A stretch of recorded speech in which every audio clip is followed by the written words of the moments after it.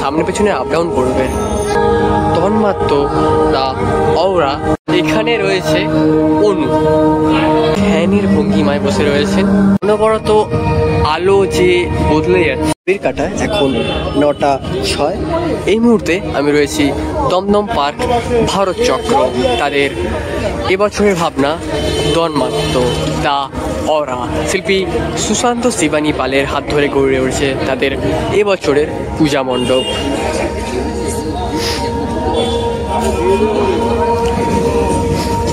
যেমনটা শুনছিলাম এইগুলো কিন্তু সামনে পেছনে আপ ডাউন করবে।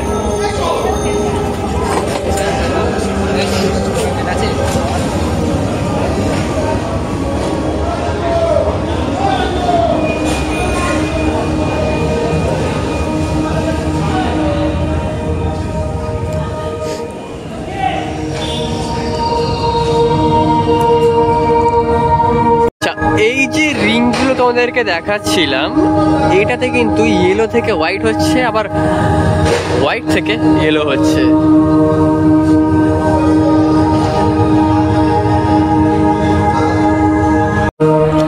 এখানে রয়েছে অনু, জগতের প্রতিটা অনু পরমাণুতে মায়ের বাস। আর এই যে নীল রঙের বিষয়টা দেখতে পাচ্ছ, এটা হচ্ছে অনু অরা।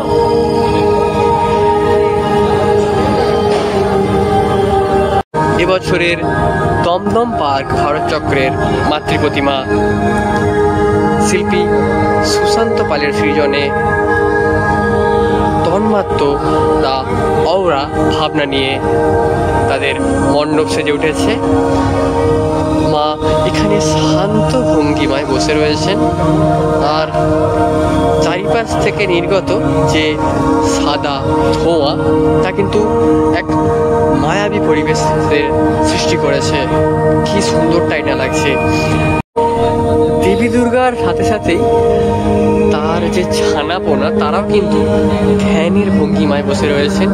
তাদের পা পোনো রয়েছে নিচের অংশটায়।